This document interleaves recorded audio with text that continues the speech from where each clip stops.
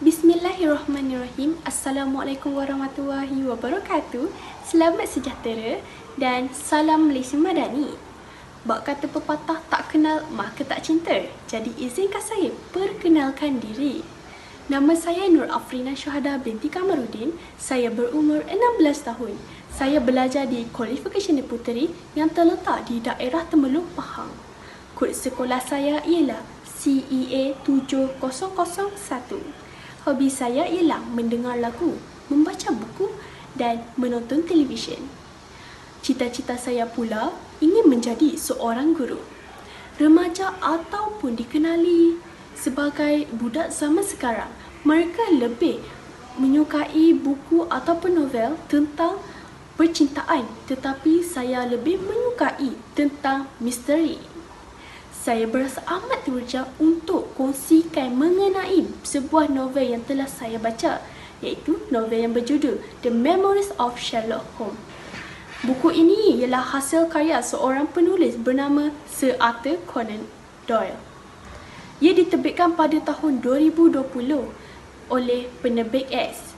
Buku ini mempunyai 394 halaman bercetak dan 11 bab yang cukup menarik.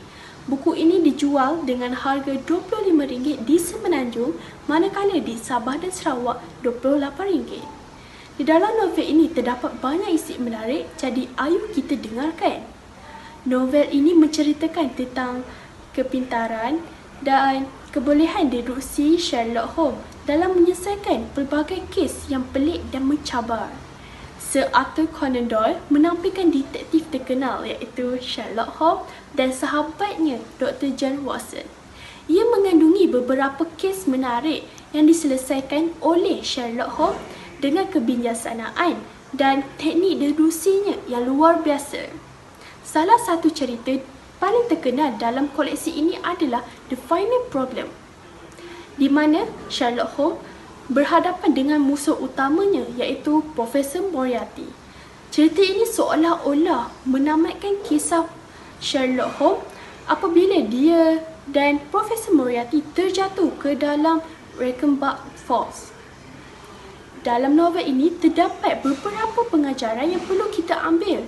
Pertama, kepentingan berfikir secara logik dan analitikal.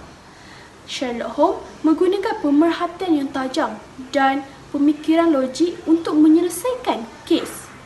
Ia mengajar kita untuk melihat sesuatu dengan lebih mendalam sebelum membuat kesimpulan.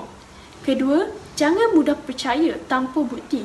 Banyak kes dalam cerita ini menunjukkan bagaimana perkara yang kelihatan jelas sebenarnya boleh menjadi salah jika tidak disokong dengan bukti kukuh.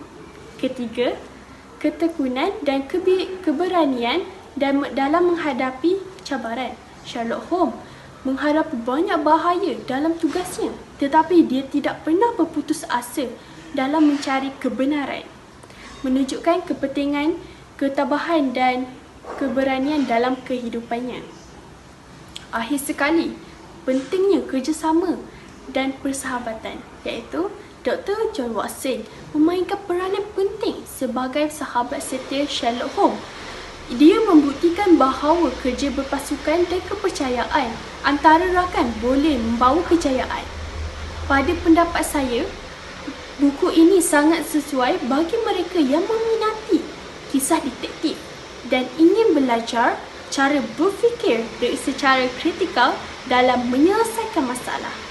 Itu sahaja daripada saya. Sekian, terima kasih. Assalamualaikum warahmatullahi wabarakatuh.